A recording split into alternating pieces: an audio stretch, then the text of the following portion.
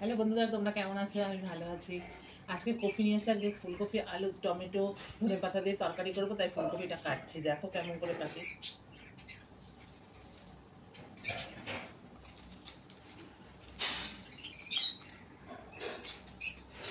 এই এতটা বাদ গেল।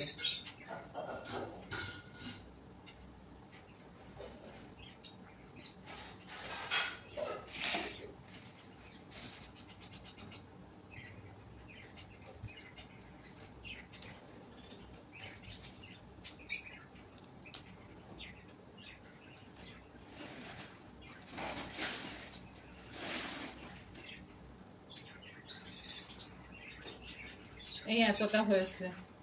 এই যে ধনে পাতা রয়েছে, আর এবার আলু আর টমেটোটা নিয়ে নেবো।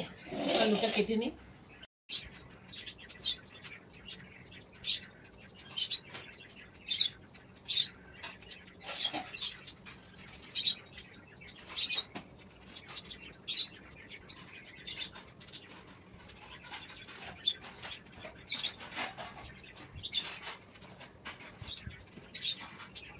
টমেটোটা নিয়ে নিচ্ছি, আলু, টমেটো, ধনে পাতা, কাঁচা লঙ্কা ওখান থেকে নিয়ে নেবো।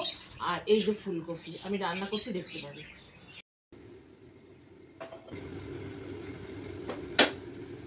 কফিটা ভাজতে আমি সাদা তেল দিয়ে দিলাম। আমরা সর্ষে তেল খাই, তো সাদা তেলটা একটু বেশি খাই আমরা।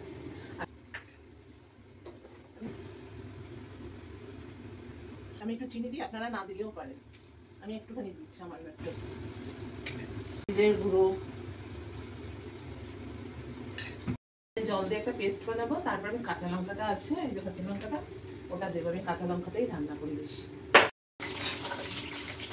এই যে ফুলকপিগুলোকে ছেড়েছি, ছেড়ে এখন ভেজে নিচ্ছি আগে ভালো করে।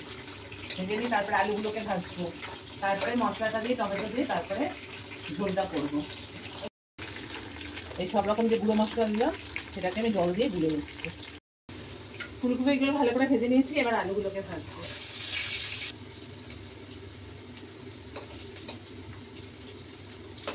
এগুলো লাল করে ভাজা হয়ে গেছে, পাতাগুলো দিয়ে দেবো।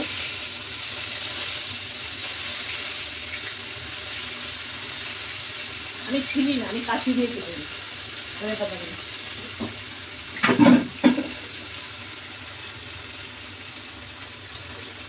টমেটোটাকেও দিয়ে দিচ্ছি, আর এই যে কাঁচা লঙ্কা।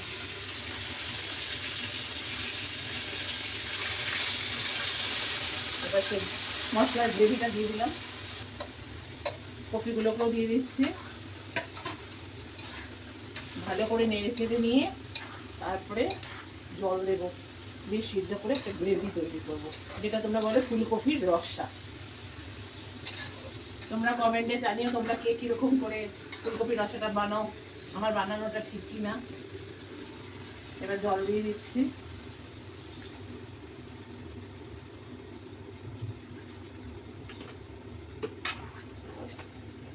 এই দেখো ফুলকপির রসাটা এবার সিদ্ধ হবে, দেখে নাও তোমরা।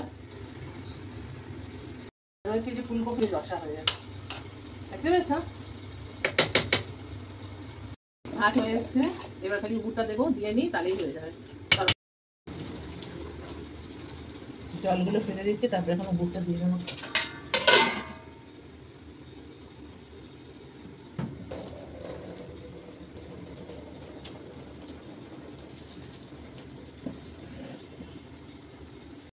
দেখো বন্ধুরা, এক্ষুনি উপর দিয়েছি, একদম গরম। দেখো ধোয়া উঠছে, ধোয়া ওঠা ভাত, দেখতে পাচ্ছি তো। ভাত করেছি আর ফুলকপির রস করেছি, আর টক দই আছে। আমরা সবাই রোজ টক দইটা খাই। আজকে আমার শরীরটা ভালো না, নাহলে আমি আরো কিছু রান্না করতাম। বন্ধুরা ভালো থেকে কমেন্টে জানিও তোমরা কি করে ফুলকপির রসাটা বানাও।